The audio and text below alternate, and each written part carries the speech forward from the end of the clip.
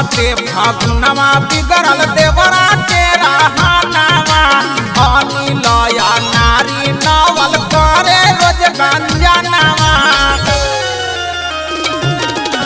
चढ़ते फागुनवा बिगड़ल देवरा के रहानवा अनिल या नारी नवल करे रोज गंजनवा जहाँ जेने जाई हरदम रहे लाया गोरी है रे पारम रहे लाया गोरी है रे पारम ढोरी के हमरा कहेला कटोरी है रे पारम ढोरी के हमरा कहेला कटोरी है रे पारम। Recording by Bajrang studio Gyaspur.